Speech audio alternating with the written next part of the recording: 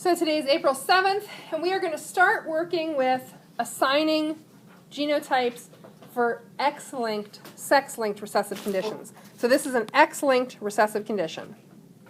Because this is an X-linked condition, our possible alleles are X big N, X little n. Do we have this thing on the Y chromosome? Nope. This gene does not exist on the Y chromosome.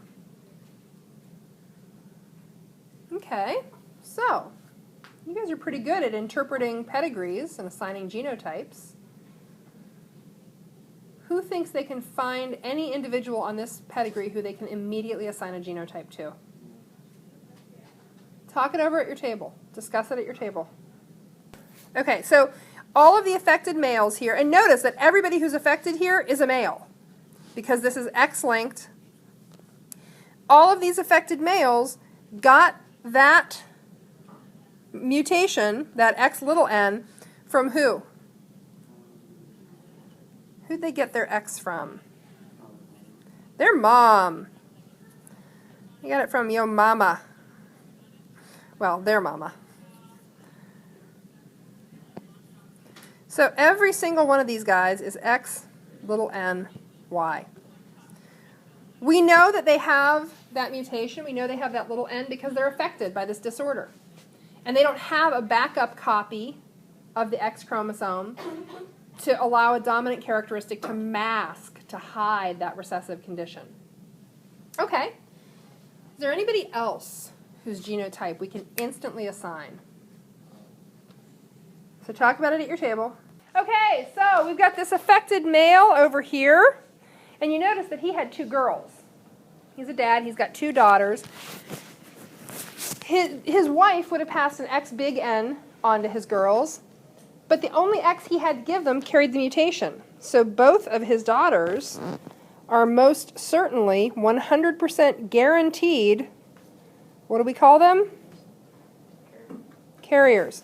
My daughter. So this, this is an X-linked condition. This could be color blindness, which is no big deal. It doesn't impact the quality of your life. My husband's colorblind. Sometimes he has some pretty funny looking outfits, but it doesn't impact the quality of his life. He can't be a pilot. Oh well. I don't think he wanted to be. His vision's not good enough anyway. He's farsighted. Or nearsighted, I forget. Anyway, he can't be a pilot. Not a big deal. We don't really care. My daughter is guaranteed to be a carrier. Her dad is colorblind. We know she's a carrier. These girls are definitely carriers. If it's color blindness, who cares? If this is Duchenne's muscular dystrophy, oh, that's a different thing. It's a more serious conversation. Okay, who else can we automatically assign? Okay, which parent? Other girl. The parent of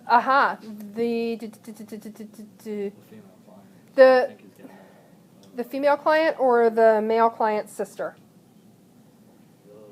Circles are females. So I think Circles are females. he's getting at, yeah. Okay, hold on. Are you talking about this one? Yeah.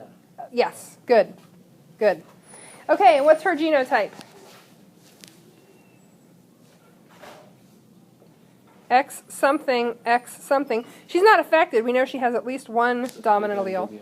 She'd be X big N, X little n. Because guess where her son got that little n? From his mama. Okay, Alec, you want to take one? Any male that isn't affected is X big N Y. Excellent. Males are easy in these because there's only one option for them. So any male who is not affected is an X big N Y. Now we don't necessarily care about that, except guess what? Hey, look, we just got our client. Boom. And her father would be the same, and her other brother would be the same. Where did her affected brother get that X little n? Mom. So, X big N, X little n. Is there anybody whose genotype We cannot determine here. So, go ahead. How does he get it if his father's not a carrier? If his father is what? Not a carrier. Or, yeah. Well, so on X-linked disorders, they come from your mother, if you're a male. Because if you're a male, you got a Y chromosome from your dad. The only X you got is from your mom. Okay. If his dad had given him, this is the part that always gets people, like a dad. If dad gives you an X, you're a girl. If you're a boy, dad gave you a Y, you didn't get his X. So an affected father doesn't pass that X on to his sons, only his daughters. Daniel, who else? On the top one that- Anybody, pick one. one that you can't. Well, give me whatever you got. Okay, so the female, so basically the client's sister-in-law. Yeah. The client's sister-in-law, we don't know what her genotype is. So she could be X big N, X big N. She could be X big N, X little n. We know she's not X little n, X little n because she'd be affected. And while that can happen, it is so incredibly rare. There are documented cases of females who end up with 2 copies of the recessive on the X, but it's very unusual. Okay. I'm gonna draw attention. So here's another thing. As you're doing your pedigrees and assigning genotypes on your own pedigrees for your clients, we don't care about everybody in this pedigree. We don't really care about sister-in-laws and brother-in-laws and third cousins, uncles on the other side. When you know, it's good practice to go through on your own rough draft and assign every single genotype you can. But when you do your final draft, you're really only going to put in genotypes for the people whose information affects your client somehow. We don't care about her sister-in-law. If her nephew gives us information about her family, then we would want to know that. But if it doesn't, we don't care. So let's go to our female client. Let's look at that female client. Do we have enough information yet, or ever, to determine her genotype? Wait, hold on. How many of you say yes? How many of you say no? So the rest of you are just too chicken to commit? Well, let's see.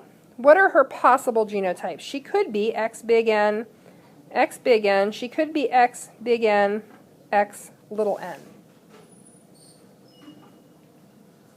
Can we say for certain that she is one of those? This is really important because on your project, you're going to have to do a Punnett Square to document any percentage. When you tell a client, there is a 50% chance of this, there is a 25% chance of this, you have to have a Punnett Square to back up that percentage. So let's do the Punnett Square. And we know that her mom is a carrier. And I'm going to do the Punnett Square in red so it kind of stands out. So here's her mom, X big N, X little n. Her dad is unaffected male, X big N, Y. So if you do a Punnett Square, you should be doing this Punnett Square.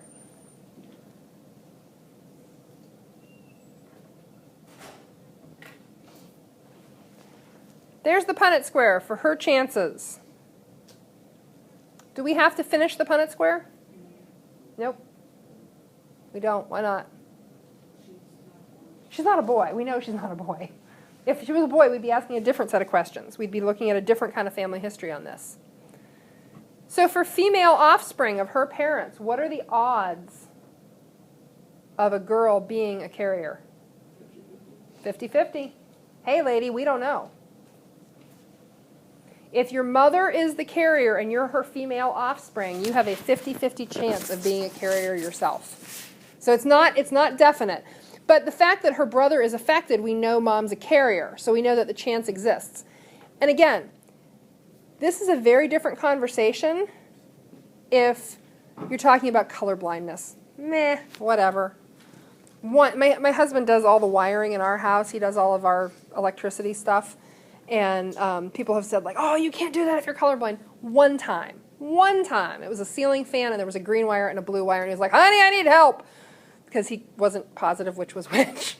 And the instructions said blue wire to, it was green to ground and blue to something else, and he just wanted to be sure so he didn't burn down the house, which I appreciate. Okay, he can't drive a train, he can't fly a plane, and once in a great while he needs somebody with full color vision to help him with wiring. Pretty minor. If we're talking about Duchenne's muscular dystrophy, not minor. You're talking to a parent who may potentially have to bury their child. If you're talking about something that's very, very serious, 50-50 carrier is a different thing. Now, in terms of looking at a client who's got a 50-50 chance of being a carrier, there is no test for color blindness. And for most people, if it's color blindness, they're not even going to see a genetic counselor. I wanted to have at least one lighter scenario, something that wasn't so horrible. If it's something like Duchenne's, you're going to get tested. If there's a 50-50 chance you're a carrier, you're probably not just going to roll the dice. You probably want to know if you're a carrier. And then you can make an informed decision about whether or not you have kids, or whether you decide to adopt, or whatever. But you want all the information you can. So questions on X-linked, assigning genotypes on X-linked pedigrees? Okay. Here's what we're going to do.